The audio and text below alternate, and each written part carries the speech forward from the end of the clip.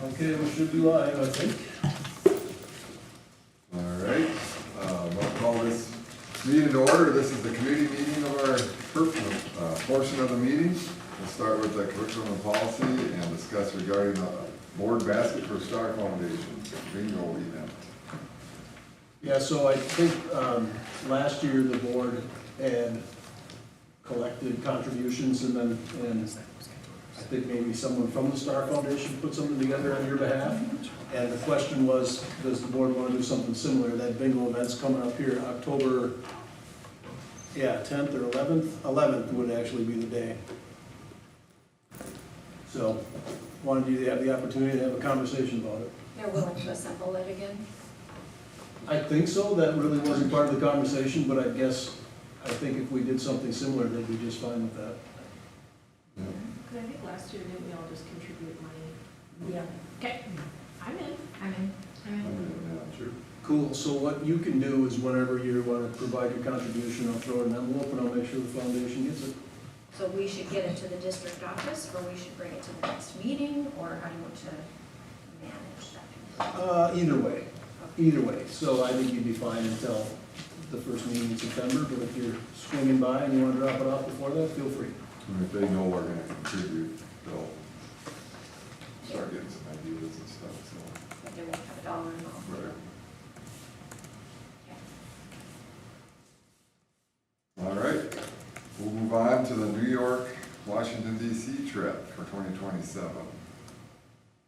Yeah, so Melissa Baumann is the one is the staff member that's backing or supervising this potential trip, shared all kinds of details with you. She indicated that she would be trying to get herself back here, might not be till close to 5:30, to which I said, you know what, if there's questions that Mr. Wilson or I can't answer, then, and the board has questions for you, we'll just circle back to the topic.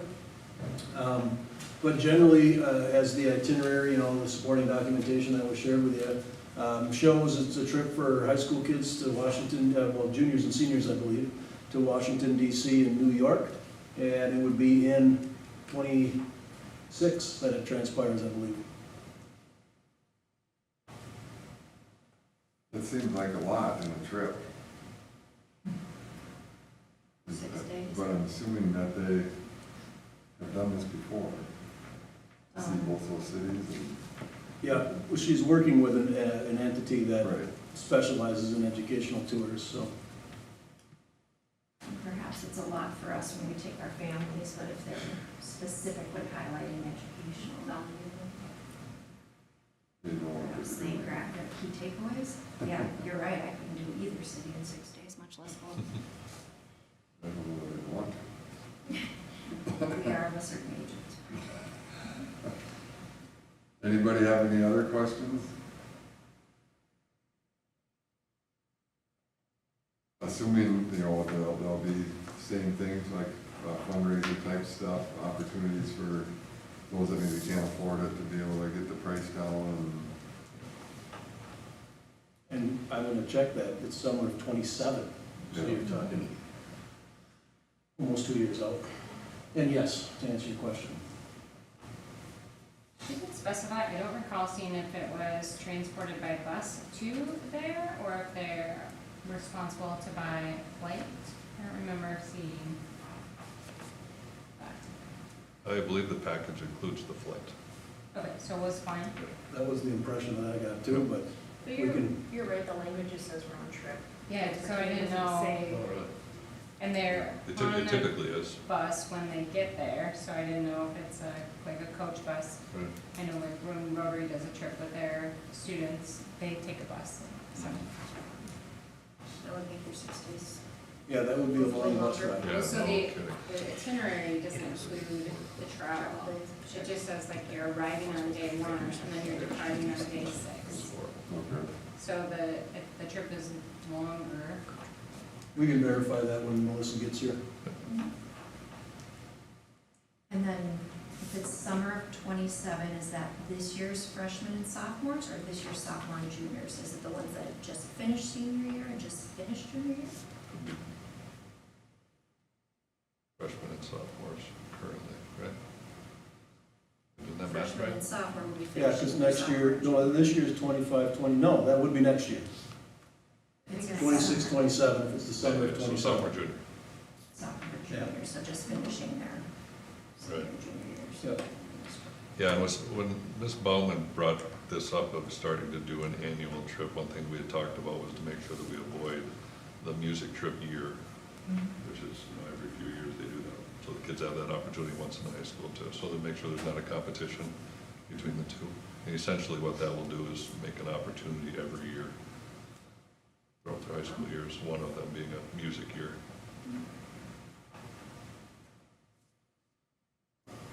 Any other questions?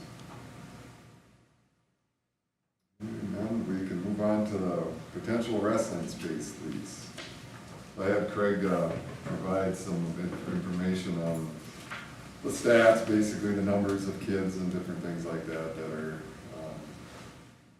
just so we have some more information. And then there was kind of an update, right, to the potential lease. Yep. That was in our email, right, update? Yep, shared some additional details about the specifics of the lease in an email.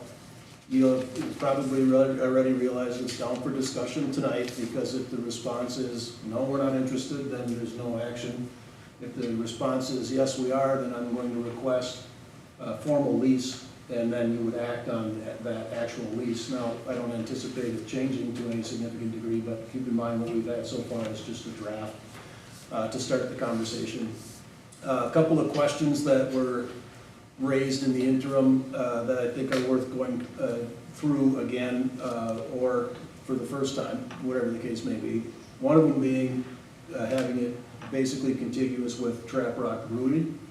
And I'm not shocked that that may be a potential sticking point. A couple of different reasons. Number one, location.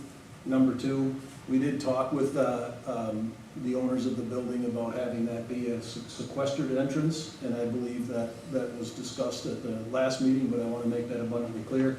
If our kids would show up there, they would have access. Well, I mean, they could walk in the front door of the brewery, but they could do that right now. You know what I'm saying? So that's on the brewery, and I'm very confident that we don't and wouldn't have kids, you know, going in and out of the brewery. But if we were to occupy the second story, they would have a dedicated entrance without access to the brewery itself. And that would be on my terminology is the side of the building. And when they would enter, the only place they're able to get is upstairs to where this space is and not have access to the brewery. So there's that. It's expensive. Yes, it's going to be, well, what we heard was they would potentially entertain like a 6-month trial lease this first year with some, you know, potential around trying their best to ensure that if it works for us, that we continue to occupy the space, because of course I recognize as a landlord or as an individual that's trying to lease a space, you don't want it 2 months for this group and 3 months for that, but I understand why that would be. But they're willing to entertain a 6-month-ish trial basis. So it still is not going to be, you know, it's going to be a new expense. And of course, if you're just talking dollars and cents, it's not cheap. $17.50 a month plus utilities, plus the mats to take care of it is going to be, you know, $15,000 for the mats if it's 100% our cost. And let's just say $2,000 a month if you have $17.50 for lease, and then utilities over that 6-month period. So 6 times 2,000 is 12,000. So you're talking about $27,000 for a year, or a season, as it were, for using it. And then we might decide this isn't workable, and so therefore we wouldn't maintain the lease, but we did spend all or some $15,000 on mats for that facility, which could be repurposed in some way, shape, or form at some point. But they would be developed for that space up there, so that is a cost that is new. And yeah, it's a new expense. But here again, I'll circle you back to the conversation around finding adequate space for the wrestling program, because what we dealt with last year is tough. It's tough for the kids, it's tough for the coaches, and it's tough for our staff. As I mentioned, wrestling for a few weeks on the stage in the Fine Arts Center, wrestling in the wrestling room, wrestling on the stage, wrestling in the gym, wrestling in the commons, wrestling is over here, wrestling is over there, wrestling is at this time, it's not at this time. And clearly, we made it work, but there's impacts, personally, it impacts to other programs when those things are going on. When you have wrestling and you lay out mats, it's kind of like having a gym that you can't use really for any other purpose. You know, if you had a devoted wrestling space, the mats would be down in there, they'd be sterilized, and it would be used for wrestling. And sometimes, if it's not wrestling season, those mats would be rolled up and put away, and then you'd have a big open space that you could use for other stuff. But when you're circulating things around, we have to transport mats and do the sterilization and all kinds of things that I'm happy I don't have to do. But anyway, it's cumbersome and it's difficult. So if we evaluate our circumstances, what we have access to, and perhaps I didn't do a great enough job of explaining, we did have some conversations internally about what are our options, including with Tara, Mike and I, and Tara, and at the time, Daryl. What are our options? Because this is nuts to be dealing with this. And there was things tossed around. I mentioned there's another building that's up behind Walmart that might be possible. No water, no bathrooms at this time, but is it possible to lease that? That again had to do with location and the fact that we would, have kids having to leave us with our property and figure out a way to get up to Walmart. We have a shortage of bus drivers, although we're doing well this year. I can't see that we can devote a person in a bus to just sit here and wait for wrestling to run them out to a location that's well outside of our property, whereas this is just down the hall, or down the road. And so proximity, I would argue, is another significant thing there. But it is expensive and it is a unique scenario. I'm not debating that. The other thing would be that wrestling numbers that I shared, I said 60 for boys and girls wrestling total. If you look at the projections that we provided for this year, it'd be 52 total. 38 boys and 14 girls. And in the middle school, we have 18 boys and 13 girls. And you can see the historic numbers there, going back to 21-22. I think I mentioned last meeting, but I'll reiterate it again, or for the first time, whatever the case may be. Back in 2001, 2002, 3, 4, when I worked here, and the wrestling room was still upstairs and the weight room was still upstairs, we had a very undersized, very small weight room and an even smaller wrestling room. And at that time, space was an issue. It continues to be an issue at this time, even with the weight equipment being moved out of the wrestling room. And I think just for posterity's sake, I'll mention again, this wasn't wrestling people beating down my door saying, we need to do this, you need to do something about it. This was me saying, guys, this is nuts. Let's try to figure out a scenario. Because, as I said, the time that Mike and I and Tara, and of course our wrestling coaches and probably parents and other people that were, looped into the conversation that we weren't directly involved in, it's a lot. It's a lot to figure out. But did we make it work? Yes. So I'll say again, we can figure it out, but it's less than ideal. And if you have, let's see, there's 14 weight classes, I'm pretty sure, and you want to be 2 people deep in that weight class, so you have 28 kids. So basically, if it's a perfect universe, you got all weight classes filled 2 people deep, which is considered like your wrestling team. 24 people up in that space, 28 people up in that space is not good. And we have 38, and 14. That was true 20 years ago when it was the space it was, and it's still true now. Now, I'm not pointing fingers, I'm just stating reality. There's not even one full wrestling mat up there that can be used. You know what I mean? So, anyway, and I also will say that the lease, or the 4,000 square feet is a lot of space, but even still, if I had all the money in the world and what I would want to do, I'd build a wrestling space that could accommodate 3 mats. We could leave rolled down all the time, and you're talking way bigger than what's allowed up there, right?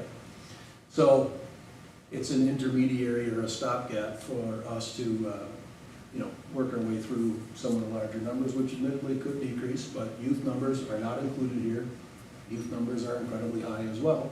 That doesn't necessarily translate to say if we have 120 youth wrestlers right now, that we're gonna have 120, that would be insane. You normally see youth numbers are here, and then it kind of, funnels down as you get to the high school level in sports, and so I wouldn't anticipate the numbers just absolutely exploding, but in the foreseeable future, I don't see them decreasing significantly for any reason. And then there was some potential commentary about the condition of the building, and to that I would simply say, we looked at it. I'm not a structural engineer nor an inspector, but all we're talking about is an open space that's on like a spancrete slab, and so I can't see that there would be, again, I don't know, but it doesn't appear that it's a building in disrepair, or other like code sorts of issues, and so I personally wouldn't have significant concern about that. So, wanted to address those questions that were. And the fairgrounds. Oh, and yeah, the fairgrounds, we followed up, received a response almost immediately. All of their facilities that can store boats over the winter, store boats over the winter, including the giant one with the cement floor and running water. And I can't remember if I asked if it was heated or, I think it is actually, does have heat, but they must offer a heated storage option for people, or they turn the heat off and don't run in the winter and just say, at least your boat's under a roof, you know what I mean? But all of those facilities are used. And then when we're talking internally too, it's not like we ran an ad, and I'm not gonna say we looked at, every pole shed building that might be out there that we might be able to lease. We talked as a group of people about what we know from in town and connections and, these sorts of things. So I'm not gonna pretend to say like we did this massive sort of, property hunt, but had evaluated, we talked about, what would you think, Mike?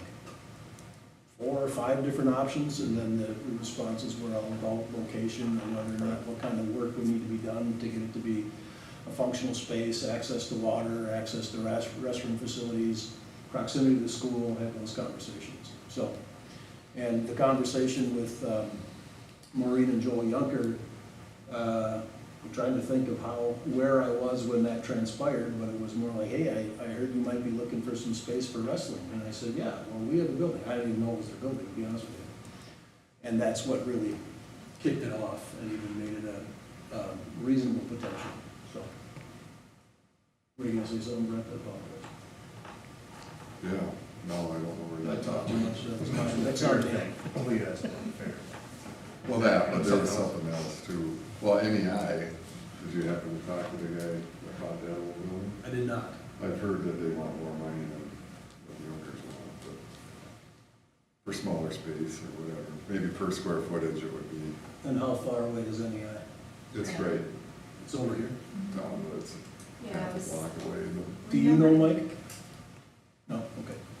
I was remembering that Flex Gymnastics, or maybe purchased, but certainly rented or used a building in the industrial park. And our kids were able to get there pretty good for quite a while, and I don't know if that one's sitting empty. that's up I by don't. the Norwegian. Yeah. Yes. Because that's where motivational moves used Is to it? be. That was years ago, but. Yeah, Sure. and related to that, I'm thinking of transportation. All hockey kids get themselves to hockey in Somerset. So driving 25 miles per hour in town is much safer than those kids. I mean, you know what I'm saying? I'm not saying anything negative about the hockey situation, I'm just saying like, Yeah, the it's kids will get not, themselves there. it's not in unheard of. 3 minutes. Yeah. You know, so that space, the space you mentioned by Walmart, could we find out if we're gonna get like some much better deal? Well, again, it's about more than the deal. Yeah, And, yeah, yeah. and it's about access to water, the kind of renovations the facilities would need. Proximity, of course, is part of it, in my opinion. A co-op sport in a different town is a little bit different than our own district-run sport in terms of, what we're obligated or not obligated to provide, those sorts of things. So I'd point that out. But could kids drive somewhere? Could we figure that out and just say, parents, look, this is where our wrestling space is, you're gonna drive there? I think the answer to that question is yes.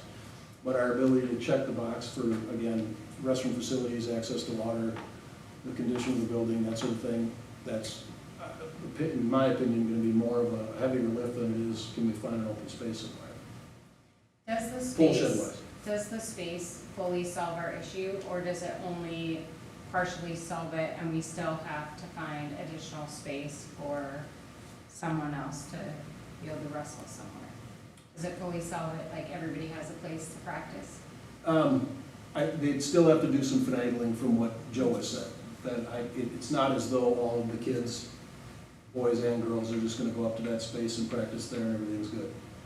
So, I mean, technically, they would likely continue utilizing every space they're using now, plus the new space. Is there a 6,000 square foot building up there that has heat, bathroom, water, and is less money? Just, that's all we're asking. I don't know how I find that out. Because again, the baseline for determining this information was conversations with local residents, townies, as it were. You know, like, what are our options, where can we go with this?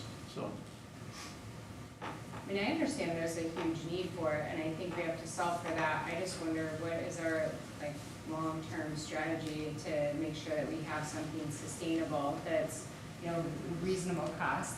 But still, I mean, I think we run into it with multiple sports, space-wise, for practicing or things, so, like, what are other options? I mean, I don't know. yeah, and we've evaluated, at no cost, the possibility of what, I wanted numbers to know what it would cost to create a wrestling space here in the district. And conservatively, you're talking like $2 to $3 million. We talked about the space here between the Fine Arts Center and the weight room.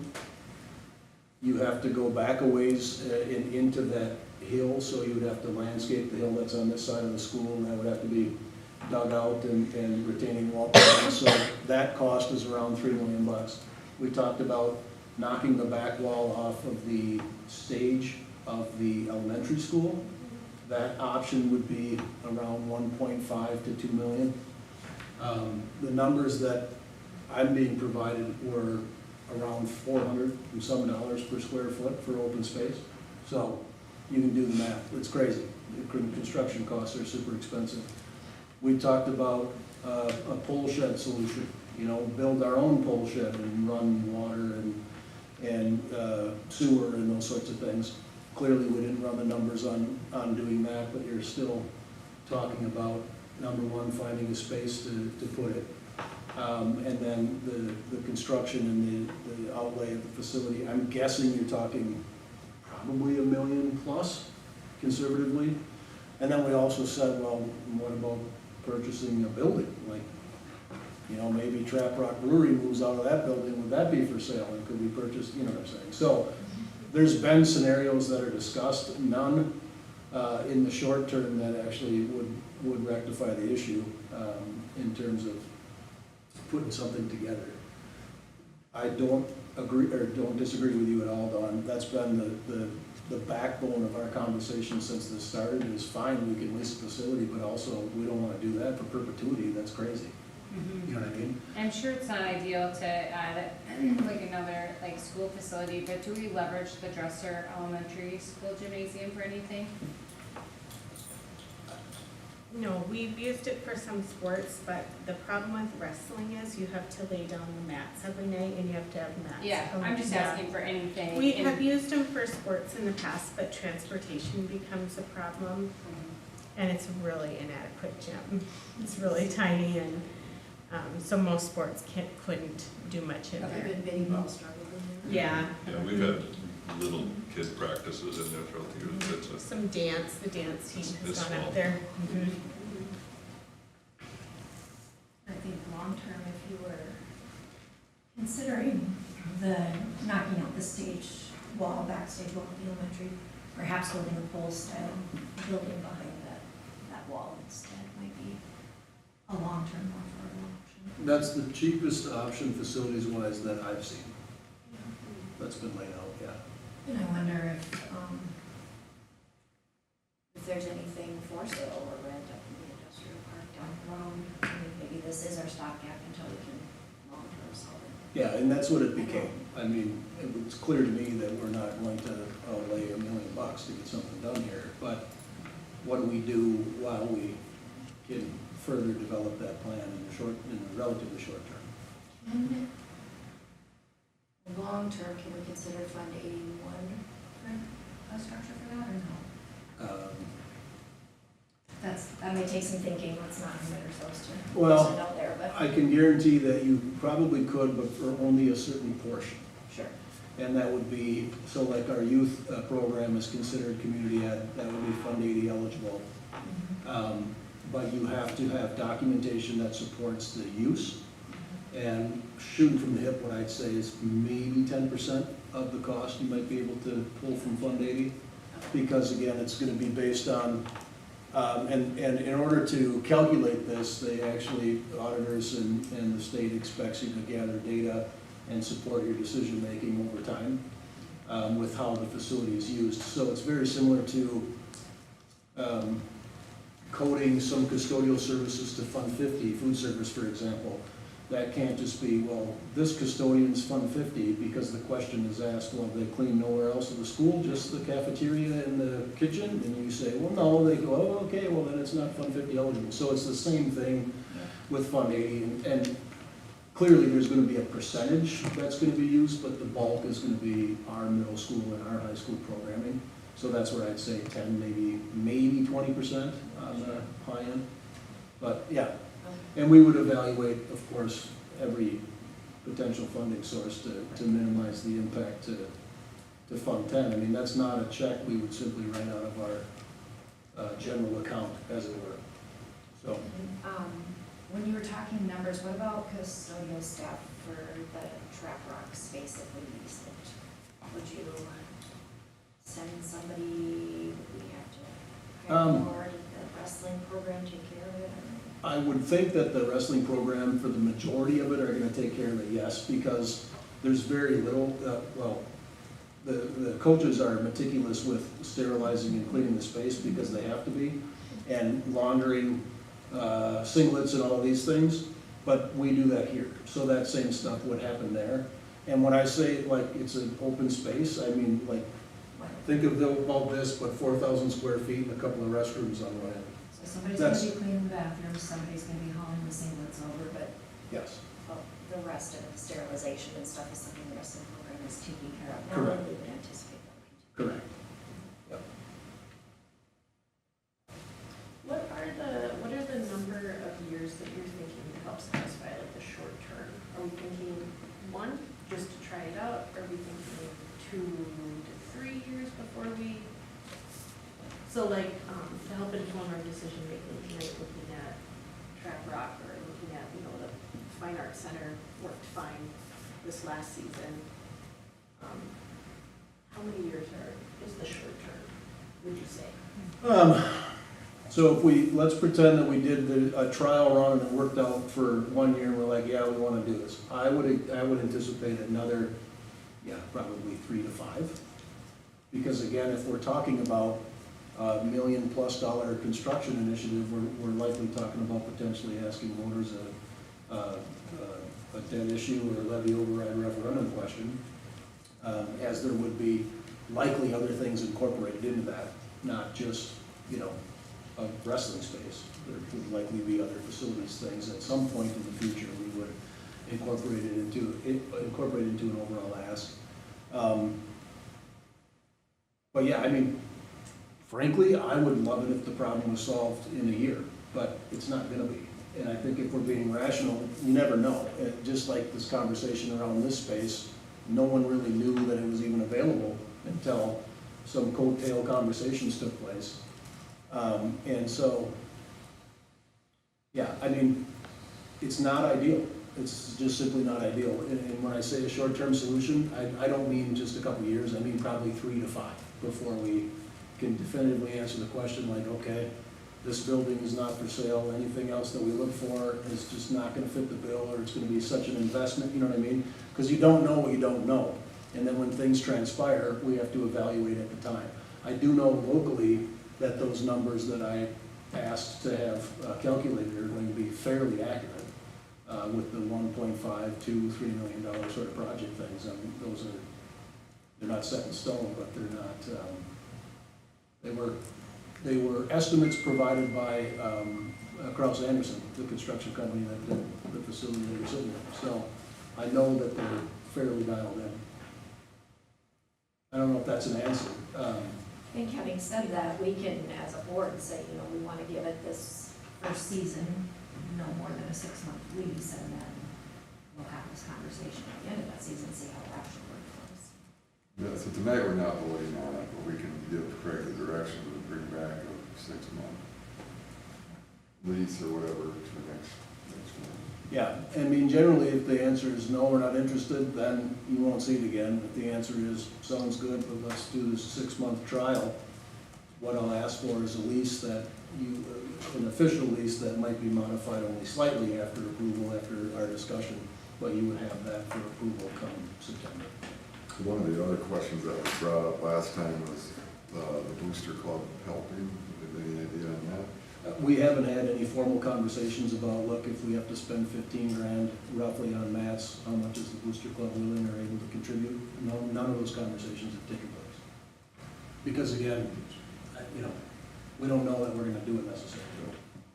So, Would there be any opportunity to look at additional options, you know, make a kind of broaden the search, see if there is other buildings available before we're preparing to go on it, just so that we're kind of open to? I think that's the biggest thing I'm hearing from Yeah. people.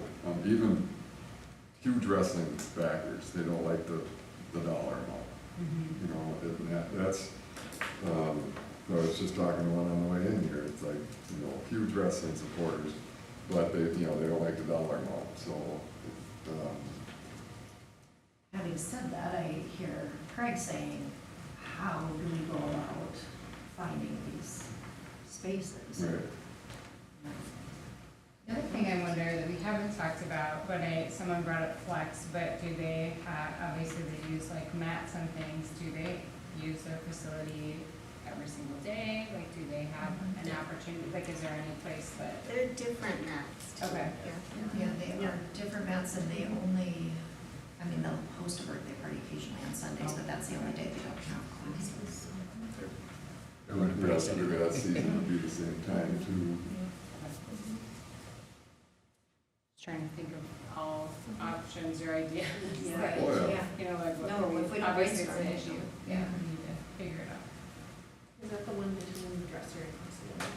Well, I think there's one over there, but there's also like a gymnastics place on Highway 8, that's like Oh, Apex. Apex. Yeah. Apex, yeah, that's what. So, yeah. That space isn't ideal, it's like a lot different. And I also don't know, like, what is the ideal space that fully solves the situation? Like, a space like this gives us a partial, but we still have space constraints within our building, and we're still having to utilize, like, a stage is what I'm hearing, and so, like, I'd like to, if there's a solution, I'd like to have something. well, that it's around resolves 6,000 that. square feet, so it's gonna be half again as big as the space we're leasing. Mhm. I'm sorry, what's the 6,000? If we were to have like a standalone wrestling facility, Okay, that's what you would look. yes, it'd be just shy of 5,800, I share that, Sounds right. something like that, just shy of 6,000 square feet. But what's a size enough that gets people out of, like, the stage, wrestling on a stage? That's obviously not an ideal situation. Like, what kind of helps that situation? Is that So- 6,000? Yeah, that would address That that. is So that would 6,000? be, and again, I got the stuff in my office, I can go grab it so I can not look like a complete idiot, but that would be, I believe, 3 mats. Okay. So you would have basically 3 mats laid out, and again, you're just talking about a big open space. The thing that's nice about it being attached to an existing school facility is the fact that you don't then have the worries about, typically, about access to running water, water fountains, bathrooms, you know, changing facilities, that kind of thing. Because even at the elementary, you could finagle something to make that work. Whereas any kind of off-site building, even if it's 10,000 square feet and they'll lease it to us for $400 a month, and there, but there's no, you know, restroom facilities or running water, that's gonna be an issue. And I mean, it could still be a stopgap, like for a season, but here again, similar to the conversation that we're having around this building, most entities that are looking to lease a facility aren't like, yeah, just game on, do whatever you want for 3, 4, or 5 months of the year, and then, you know what I'm saying? So it becomes a bit more complex than that. But Can you put into perspective the, like, how big is the high school gym, square foot? oh God, I don't know. Is it 6,000? Yeah, it's probably more than that. So like when we wrestle Interstate Classic, how many mats are set up in there? You can put 4 in there. Yeah. But they only put 3, well, yeah, they only put 3 in, they have 4 out there, take that back. And the bleachers are out, so like with But one set those- of bleachers out, there's 4 mats on the floor. But those are also not full size, aren't they? Yeah, usually there's a section or 2 missing, Yes. so the circles are closer together, yeah. Yeah. Yeah. So you're talking, I don't know, ballpark, the, like the high school gym is probably 7,000 square feet, maybe 8? So, yeah, it's a dimension of an actual basketball court. Do some quick math. I should know that, shouldn't I? That's why I was asking. Yeah, I don't know. We have schematics that tell us that too, but I'm just, yeah, just trying to help get it. What's the weight room? What's the weight room square footage? I mean, like, is that the type of size that would, as a long-term solution, we'd be looking for? The length of the weight room, It's probably smaller, yeah. it's smaller, or is it smaller? yes. What do you mean weight room? I'm thinking, when you said that, I Fitness. immediately went right to the, No, The I'm new- talking the what new we weight. just invested Yeah. in, the weight room, like the length of the weight room. Would there be a way for a long-term solution? Can you do a stacker and then somehow connect the current wrestling room to that stacked one on top of the, So basically do a second story on top of the the weight second room. story and somehow connect it so you have Now- the original and then would that provide? Initially, from Kraus Anderson, the response that I had was a second story would be exorbitantly expensive. I had a follow-up conversation with another individual that's a friend of mine that's in the school construction industry who said, I think you could do a second story on that and be the most cost-effective. We didn't evaluate that option because, of course, you have to make structural changes to the weight room itself. So the weight room we just constructed would have to be updated so that it could hold another story on top of it. And would that solve the problem? I'm speaking for other people. I think if you asked our coaches, they'd be like, that'd be awesome, because then they're contiguous and it's part of our facility. But I still think if you just did that space, it's gonna be slightly undersized. So to answer your question, just a double stack on the weight room, I think it would have to be slightly bigger. But it would be worlds better than what we've got now, right. you know what I mean? Yeah, and, yeah, you know, the numbers are, yeah, they're growing, wrestling's, women's wrestling especially is a fast-growing sport. Not just here, but, you know, nationwide, but, we still have declining enrollment, you know, so who knows what it's going to be like, so we have to kind of keep that in the back of our minds too. I mean, now we're gonna go down to 20 kids a class, I doubt it, but not in any time in the near future either, but, so looking at these things, we have to, yeah, we gotta look at that part too. You'll see a couple of proposals for a demographic study in the relatively near future too, such that make a determination on whether or not we want to spend the money to make that happen, and what kind of credence we put into what those estimates will be. So, we can also gather that data. From my perspective, it seems wise to rent in the short term, while we gather that kind of information, while we see what the next several years bring. And a standard basketball court is 4,700 square feet. I got 42. Well, there's high school courts, or Yeah. I like high college, school. or pro. High school court is 42.50. So if it's 42, there's a court plus in there. Right. I bet Well, you. you're- And So then that the 6 size is of the probably bleachers are, I bet you very 6. accurate when you're talking in space outside of the 6,500, yep. end lines and boundary lines. But an entire wrestling meet takes place in the gym, doesn't it? Yeah, that's where they hold the Interstate Classic, yep. Yeah, that's why they were asking, how many mats can they get in there, and are they safely spread out? Yeah, circling back real quick to the other spaces for leasing. I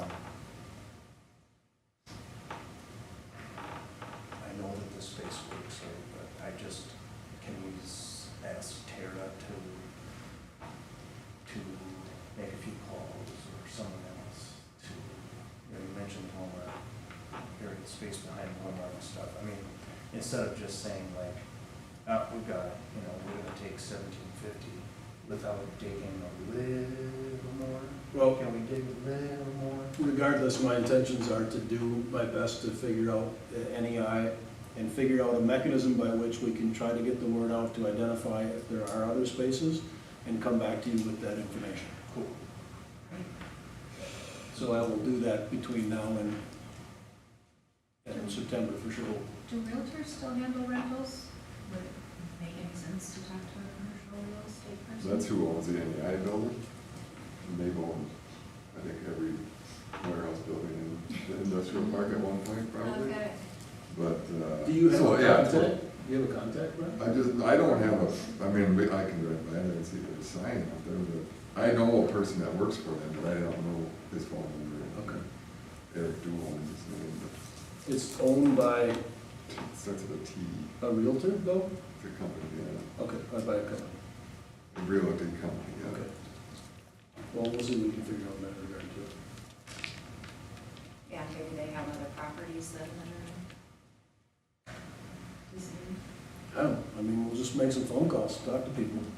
Her desk. Word is getting out too, I mean, people know, but everybody's just, I don't think people really understand what is in the area, even up on the, behind by the old vet, where it is that Providence vet up there in that area, by the water tower, what's up there. I can contact the city administrator, ask him some questions too, maybe he's got some, got some contacts.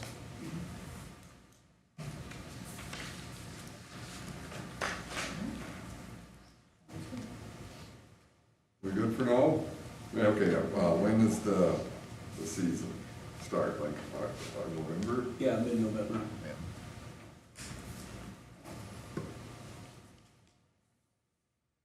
Before Thanksgiving, which is always cool. When you were looking at that size, right, the elementary stage is close to that size. No, that's why you have to, that's why you go out to buy a wall and add on there. No, I mean, but for what we're doing right now, I mean, it sounds like there's mats hanging off the edges and. Yeah, and that would be the first space that they wouldn't use if they didn't have to, would be the elementary stage area. And how did they share this one last year with, you have middle school plays going on, high school plays? Well, as I mentioned, it's not an area for wrestling, but it's a relatively large open space. So they would roll the mats down, they used it for like a 2-week period, Yeah, I wanna say 3. 2 or 3 Okay, during the dead time. And then they After, would, after fall play, or after winter concerts, basically starting at Christmas-ish break time for about 3, I think it was about 3 weeks. okay, so it wasn't like the whole season? No, Okay, no, it was just a that, piece in the yeah, middle, Yeah, because of the tear down and cleanup. yeah. Middle school grab on the way. Yeah, and then middle school drama kicked in, and actually shared it for a short amount of time. No, yeah, it's hard. Yes. Rolling up mats. It's also not what we had in mind. No. Yeah. All right, anything else on that? so should I request a draft of a 6-month or a trial option lease simultaneously with gathering this information? I think so. Okay. Next to having, if we have it then. Gotcha. I will do so, and then you'll see it as the first meeting in September, when I will have it for action, because in the event, the answer to all the other questions are no, it's not gonna work, and the answer to this question is this is our only option. I'll seek action so that we can get mats ordered and hopefully be ready for when the season actually starts, because the turnaround on getting those mats for the walls is 6 weeks, I think, 6 or 8 week lead. So if we go much past the first couple weeks of September, we're gonna have a potential issue. So is that what the 15,000 is, just for mats on the wall? Yeah, that's an estimate that Joe got it. It's not for anything that go on the floor. They have enough of those? Yes. Okay.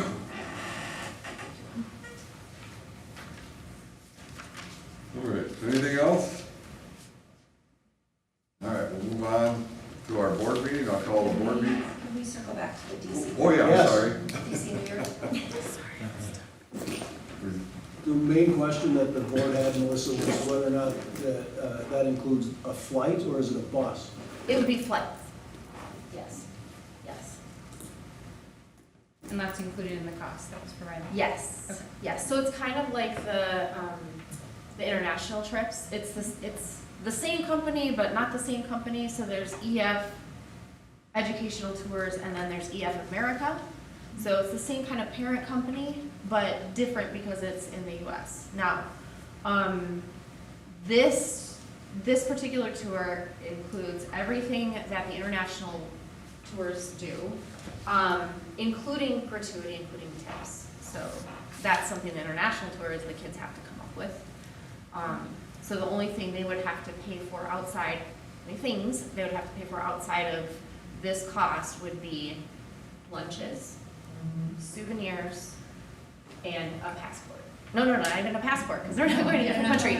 But have some sort of ID ready to go. I don't know what, you know, if they need copies of birth certificates or what. It would be, you know, less of an additional cost than the international trips have been. Slightly, but a little less. And Mike, you mentioned potentially having a trip every year at the high school level. Do you have any concerns about getting the right number of kids? I know that the pricing is based on the number of participants. Melissa, you might be able to speak to that too. It's actually not. It's not in No, America? it is not. Nope, not based on the number of kids. It's based on how far in advance Gotcha. you plan it. So that's kind of why I like coming to you guys 2 years ahead of time, so that families know about it and they have time to be able to save. I don't know how much you shared with them ahead of time, but the thinking is, first of all, if we can have a trip every single year, you know, with the band and choir trip kind of taking precedence every 3 years, then it would essentially be like a travel program, so that families coming up even through the middle school can say, hey, we know that these kids are going to have an opportunity to travel somewhere, you know, potentially every single year. And if they'd like to just stay close to home, if they'd like to go with the music department, if they're not in music, they still have opportunities to go. And not all of them are the huge international, you know, really big expensive ones. That would be great. Another thing, and I'm not sure if I even told you this, but I went to Sean Goodmanson and Zach Barch and Alex Miller, so the music teachers. And I said, listen, I don't want to take kids away from your trip. You know, I want, like, my vision for this is to make sure that as many kids can travel as possible. Is there a way that we can work together so we're not kind of this us versus them sort of a deal? And Sean had the idea of potentially doing a trip in 28, which is their 3-year trip, in conjunction with an international trip, kind of like how they did it in Puerto Rico a few years ago with the Spanish. So that might be a cool thing. He said that the company he works with, it's not just music departments, or, you know, a music trip, but you could have music with it, certainly, but we could make it, finagle it, so that anybody can go on that. And I think that would be kind of cool. You know, have a bigger trip that more kids could go on, and ultimately the goal for both of us is to make sure the kids can travel. So maybe that's more information than you wanted, but. No, as a parent, Long- that would draw long-term. me to a district. Yeah. I mean, I would Yeah, definitely value that. if for there my were, child. you know, options like that, sure. Anything else? With trips like this, is there any fun, like, logging or journaling or something that we could then tie back to, like, our communications plan? Or maybe Kirk Sure, I have. Now that you have him available. Well, in the past 2 trips, Yeah. I have created pages off of my own personal Facebook page. I'm just thinking there could be some Yeah, collaboration there. if and Kurt that can would help make it promote happen, the district absolutely. as well, too. Yeah, yeah, That'd be cool. totally. I mean, I did a journal every single night after we were done. So, Mm-hmm. and you guys could probably look that up if you wanted to, or if you want me to email the link to you, I could do that too. But yeah, every single night so that parents know. And Chris, did you ever look at that? Oh, yeah. Yeah, Yep. was that Every night. helpful? Was it was cool? good. Was It it? was very cool. No?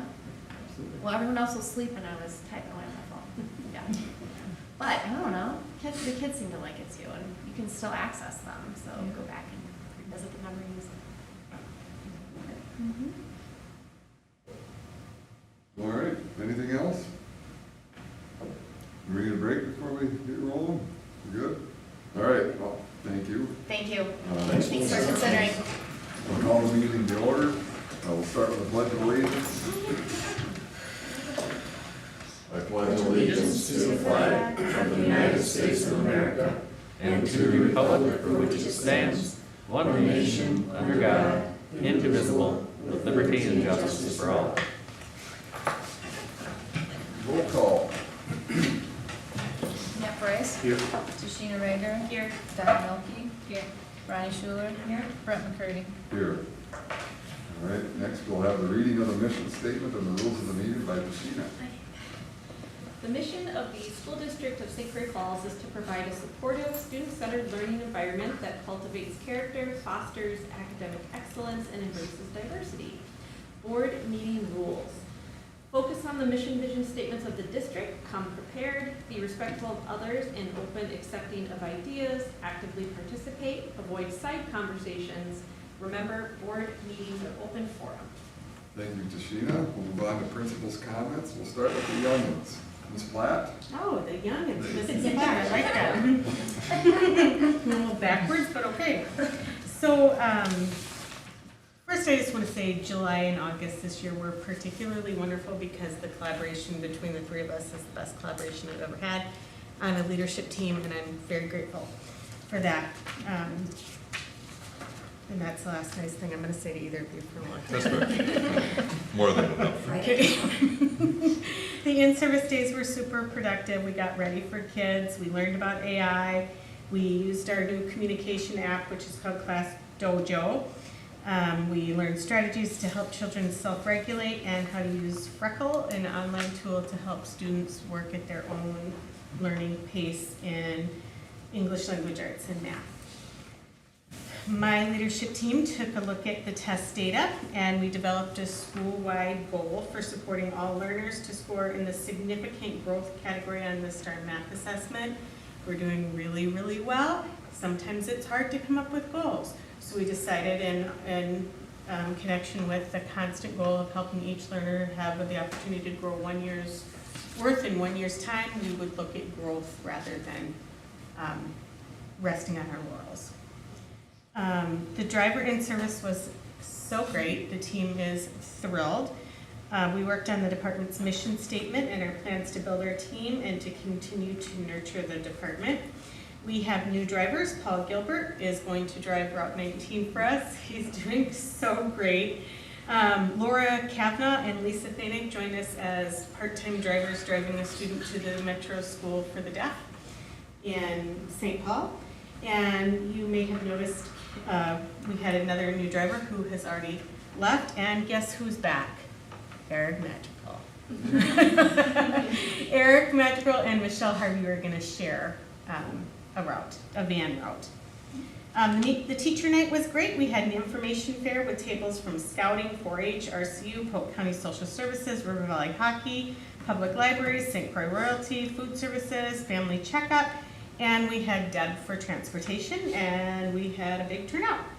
If you haven't looked at the pictures from our art project this summer where Jen Clemens and Amy Klein and Amy's daughter Anna painted the sound panels in the gym, look at them. It's world-class art. It's amazing. Come in and see it. Kirk is working on some, what do you call it, press releases And I certainly hope a television crew comes out there and looks at it. It is phenomenal. And then I just wanted to give a special shout out to Deb Matson, who has gone way above and beyond to help me get the transportation department running smoothly and put in lots of hours and kept me sane.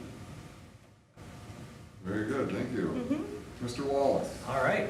Well, last week we had our opportunity to get up and running with our in-service. Staff was back and ready to go. They were energetic and ready to, get the new year started. With developing, planning, getting fun activities ready to go for our Jumpstart Week, and we're gonna finish out with some school-wide activities tomorrow. So the first Jumpstart Week here has been great so far. Lots of positive energy in the building, lots of smiles. Lots of lost kids trying to figure out what their schedule's like, but that kind of, it's pretty typical in the first few days of school. Our open house was really well attended. It was constant flow of kids and families in and out of the building, getting to meet their teachers and being welcomed back. Specifically, our fifth grade and new families intro was really well attended in the Fine Arts Center.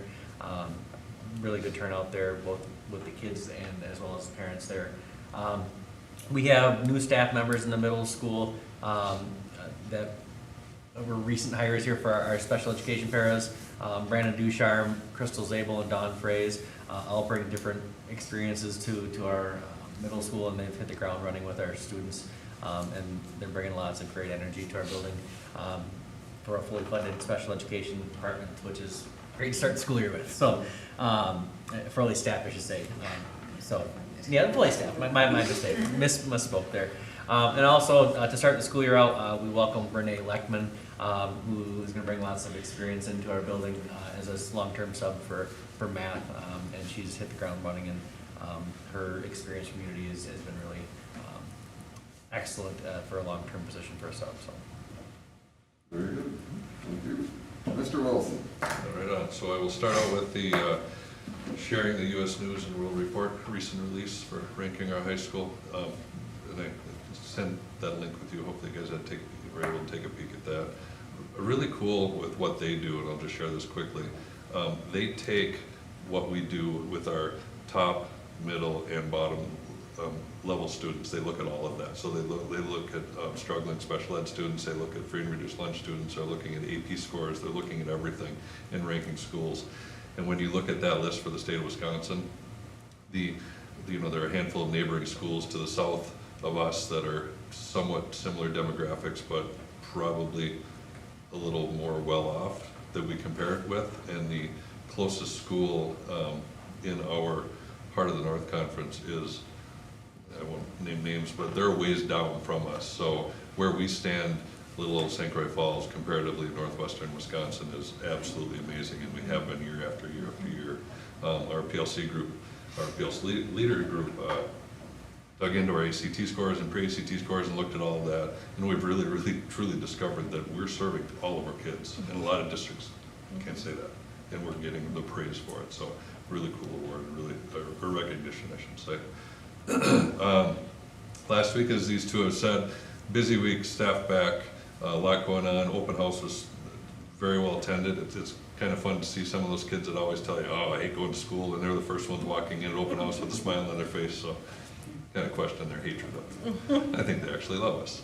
So it's fun to see those kids showing up again.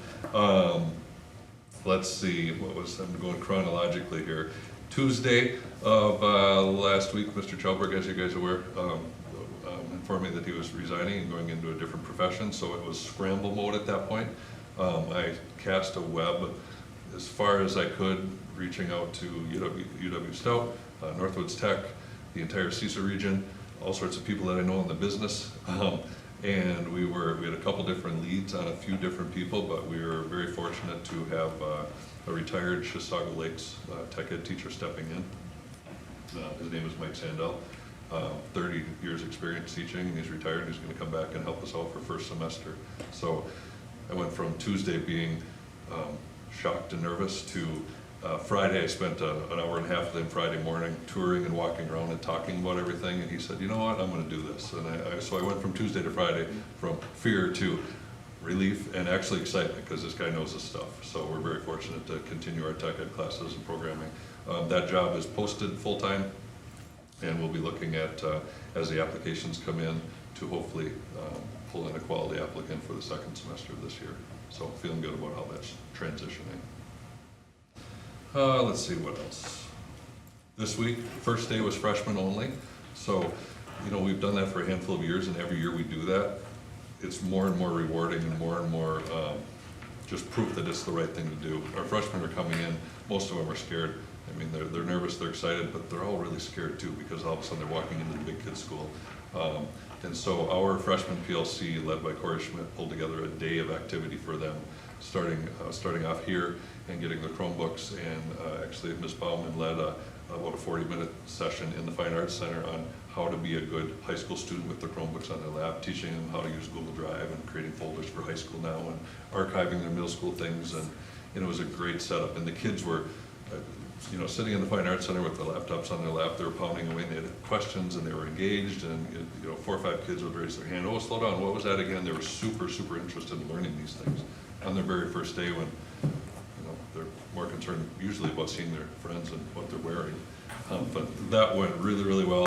And then we took them down to Interstate Park for the afternoon after we drilled out here real quick, and had just a bonding day. And as we walked around in the afternoon checking in with the kids, had multiple comments about best first day of school ever. Sorry, Rita.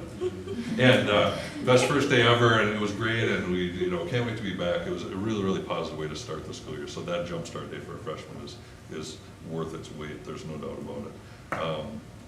And then today, getting everybody back in, the attendance was really strong today at the beginning of the day. So that looked solid. I think I got it covered. Very good. Any questions for them? Do you feel good about getting candidates in to replace Mr. Kelber? Yes, good question. I've had several people contact me, intrigued and curious about the job.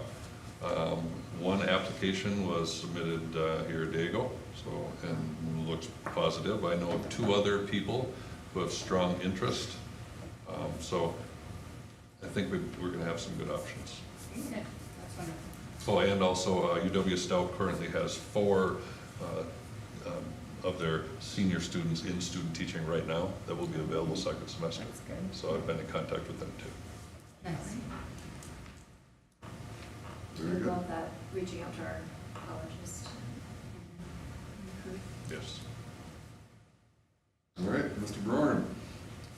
So I'll just, I'm not gonna repeat, but you can hear how fantastic the last couple of weeks have been. Having kids back in the building, so to tie into Mr. Wilson's story. I had the pleasure of walking from the high school towards the middle school, and to my left was one of our freshman students who looks to me and says, ah, yes, my old stomping grounds, as we head to the middle school from the high school. Yeah. It's been a long time since I've been in here. So I'm like, it sure has. At least 3 months, my guy. At least Probably 3 looks months. small.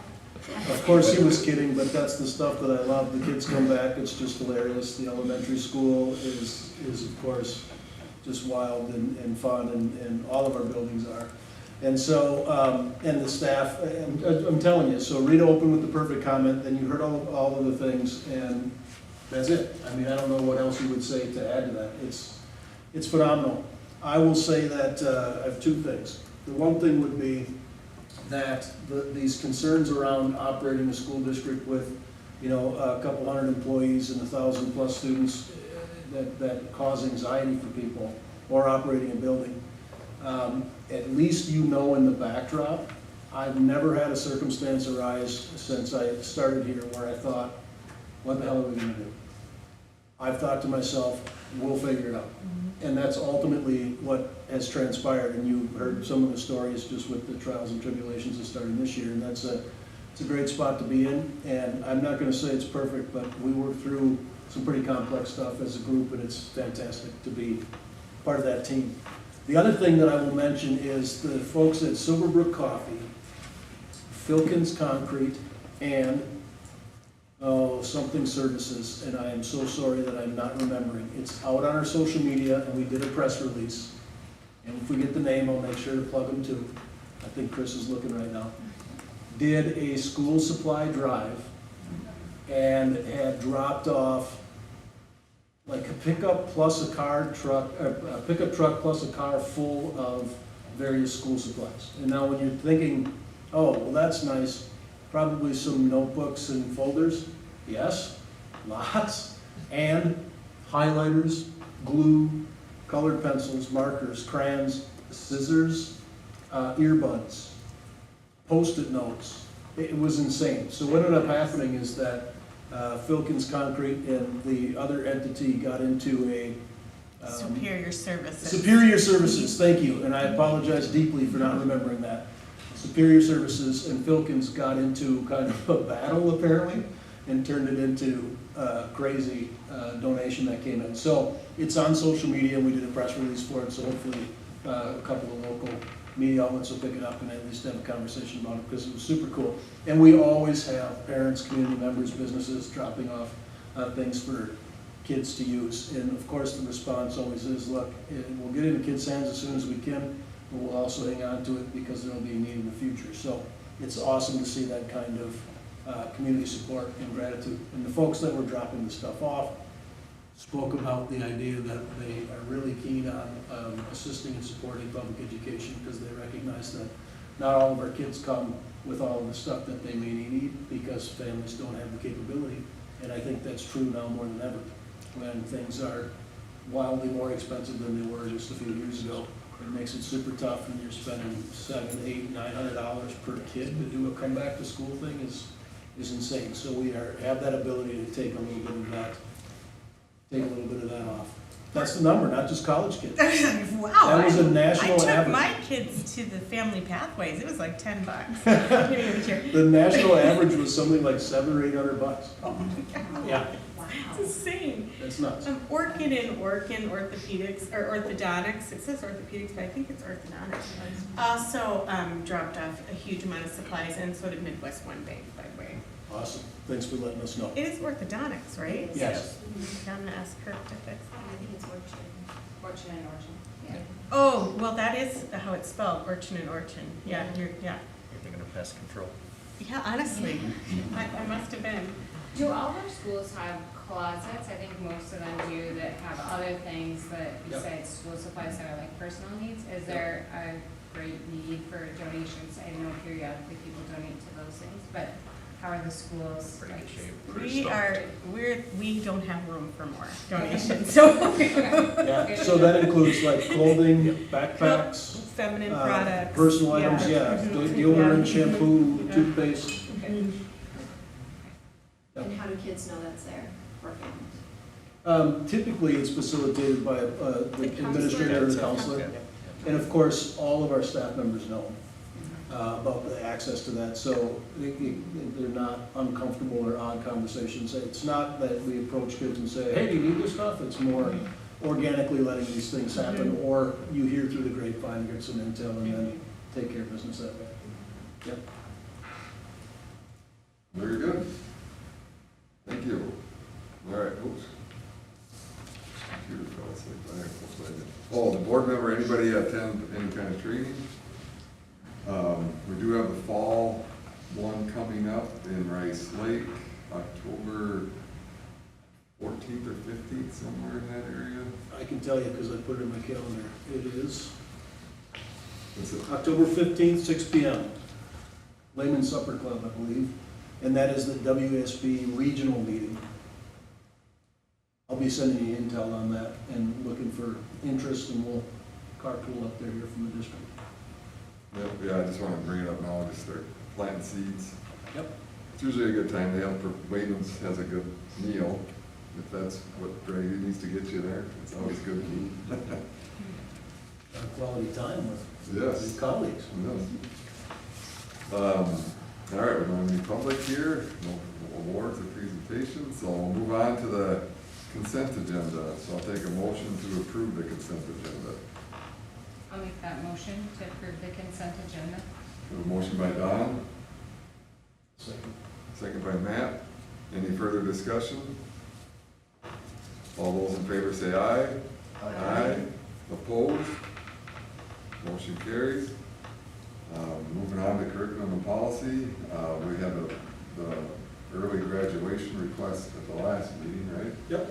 So we'll look to approve that. I'll make a motion to approve the early graduation request as presented. Motion by Ronnie, I'll second. second by Tashina. Any further discussion? All those in favor say aye. Aye. Opposed? Motion is carried. The next is the review and vote on the 25-26 board goals. There was no changes after the last go around. So we'll take a motion to approve those. I can make a motion to approve the 2025-26 board goals as presented. Okay, we have a motion by Don, second by Matt. Any further discussion? All those in favor say aye. Aye. Opposed? Motion carries. Moving on, we have the resignation by Chris Chelberg, tech ed teacher. Take a motion to approve his resignation. I'll make that motion to approve the resignation of Chris Chelberg, tech ed teacher. We have a motion by Tashina, I'll second that. second by Ronnie. Any further discussion?